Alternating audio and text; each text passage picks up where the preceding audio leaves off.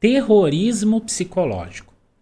Muitas pessoas falam que, olha, mostrar imagens de pessoas no hospital, pessoas morrendo, pessoas sem ar, cirurgia, a pessoa entubada, sangue e tudo mais, isso é terrorismo psicológico, isso é sensacionalismo.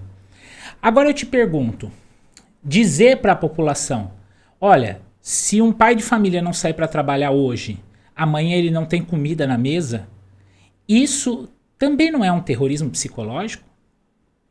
Pensa comigo, também não é?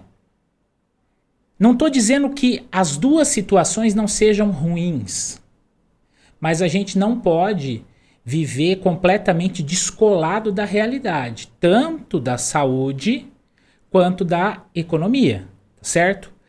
O vírus, a pandemia, é algo seríssimo, mas é claro, existem os dados mostrando que tem uma mortalidade baixa.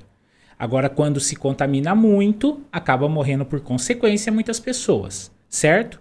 Agora, também nós sabemos que dentro do Brasil, as pessoas que passam por dificuldades financeiras severas também têm muitas instituições assistenciais que podem dar um apoio. Então, hoje em dia, se você bate na porta de um Rotary, de um Lions, de um centro espírita, você não vai ficar sem um prato de comida. Você não vai ficar sem um teto, tá? Então, também tirar isso do discurso para poder forçar a barra falando, olha, se não sair hoje para trabalhar amanhã não ter o que comer, também é terrorismo psicológico, concorda comigo?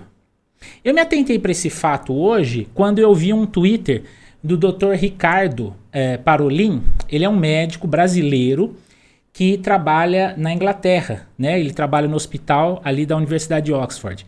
E ele fez uma comparação de como o Brasil tem comunicado a pandemia e como a Inglaterra tem comunicado a pandemia, tá?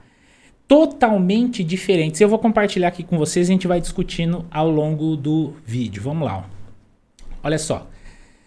Dr. Ricardo diz: Brasil vive uma situação maluca. Altíssima mortalidade por Covid-19, colapso nos sistemas de saúde. Pegar um elevador agora é um risco de vida. De fato, qualquer lugar fechado, respirando, você não sabe se a pessoa está contaminada e pode contaminar. E que grau da doença você vai ter. Isso é verdade, ele não está sendo exagerado aqui não. Mas a população rejeita as medidas restritivas. Nós vimos o exemplo de Manaus mesmo, né? No fim do ano, a população, os comerciantes indo às ruas pedindo para, rejeitando o lockdown. E em janeiro, todos nós vimos aquele colapso absurdo. Estamos vendo agora no Rio Grande do Sul. O governador tardiamente decretou lockdown lá. E o vice foi lá e criticou. E muitos órgãos da economia estão lá dizendo, não, vamos reabrir. Então é completamente descolado, as pessoas não estão entendendo o que está acontecendo, né? Como explicar essa dissonância? Além de outras razões, gostaria de apresentar mais uma. A forma como a TV cobre a pandemia no Brasil parece muito diferente do que vejo aqui no Reino Unido. No Brasil, praticamente não são mostradas imagens de dentro dos hospitais UTIs. Na Inglaterra, vemos longas reportagens muito emocionantes filmadas dentro dos hospitais todos os dias, tá? Mostrando a face humana da pandemia. Ontem nós tivemos 1.540 e poucos óbitos registrados. Não são números. Ali são pessoas. Cada uma daquelas 1.540 e poucas vidas que foram perdidas tem histórias, tem filhos, tem pais, mães, avós, mulher, marido, sobrinho, neto, etc. Tá? Então, são famílias que estão ali chorando o luto, né? E milhares de famílias, né? Aqui, por exemplo, no dia em que a United Kingdom, né, a Inglaterra, ali, o Reino Unido, registrou 1.600 mortes, entrevistas com as equipes exaustas, com as famílias aflitas, com pacientes ofegantes, e vários canais se notificam imagens semelhantes que geram emoção e empatia dos telespectadores. Então aqui tem um primeiro link. Depois eu vou deixar o link desse fio aqui na descrição do vídeo, que aí você pode acompanhar isso aqui e ver esses vídeos. Esse primeiro vídeo aqui é incrível, eu publiquei até no meu Facebook. Aqui os jornalistas acompanham um turno inteiro de 12 horas em uma UTI durante o pico, ou seja, o jornalista fica 12 horas gravando dentro da UTI. para pegar as cenas mais impactantes para depois noticiar e fazer com que essas imagens revertam a conduta das pessoas na sociedade. Porque as pessoas realmente não estão vendo a tragédia que está acontecendo, sabe? Eu tenho um pouco de ligação com a área da saúde, eu acabo tendo acesso a determinadas informações, imagens, histórias, mas as pessoas, de um modo geral, 99,9% da população brasileira não tem essas informações, nunca viu como é que é dentro de uma UTI. Eu já estive lá, eu já vi cirurgia, já vi uma série de coisas. Então, as pessoas não sabem como é aquilo, o quanto aqueles profissionais estão se matando literalmente para poder salvar vidas. É uma situação caótica. Aqui outro exemplo da Sky News, aqui quando o Reino Unido ultrapassou 100 mil mortes e o Brasil 250 mil e assim, parece que nada está acontecendo, né? Grande diferença é que no Reino Unido os gestores de hospitais, saúde pública perceberam que a mídia é uma aliada para divulgar a real situação dos hospitais, a realidade triste da superlotação e com isso impactar positivamente a população para que mudem seu comportamento. Eu faço um apelo para as pessoas que são ligadas aos hospitais no Brasil. Mostrem imagens de como está a UTI do HB, da Santa Casa, do Alsta, os casos que estão acontecendo. Poxa, tragam para a população que os hospitais se unam com os bons jornalistas e tragam informações, não sensacionalistas, mas informações reais do que está acontecendo para ver se as pessoas enxergam isso.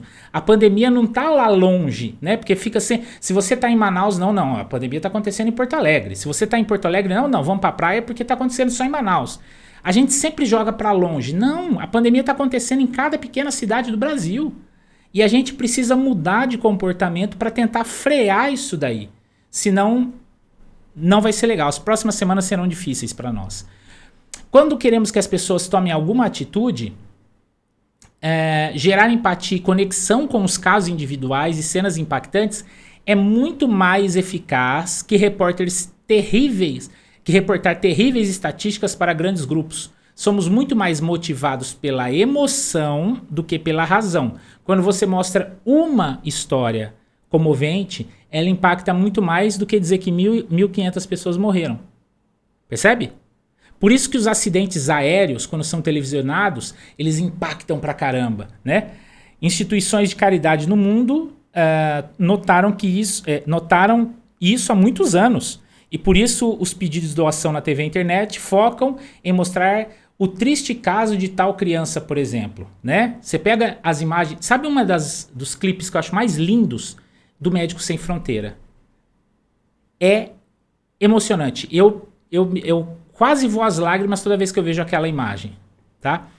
Governantes brasileiros, gestores de hospitais e produtores de TV precisam trabalhar juntos e usar esse efeito a favor da sociedade, impactando a população para que haja mudança de comportamento. Precisamos de mais e não menos restrições e de uma estratégia de combate à Covid. Veja só, aqui é um fio bem longo, ele fala uma série de coisas, mas a grande mensagem que ele deixa aqui, o Dr. Ricardo, a gente precisa vencer as barreiras, que aí muitas emissoras falam, mas nós vamos colocar em risco o jornalista. Não, o jornalista que é especializado em saúde, ele vai saber entrar numa UTI, vai saber se paramentar, entrar e sair de lá sem ser contaminado.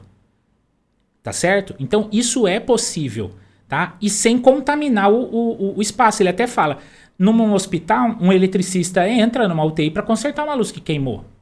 Por quê? Porque aquele eletricista é especializado em medicina intensivista. Ou seja, ele tem pelo menos os cuidados básicos que um enfermeiro teria. Tá certo? Então, a gente precisa vencer essas barreiras midiáticas, essas barreiras psicológicas e começar a comunicar a pandemia de fato como ela é.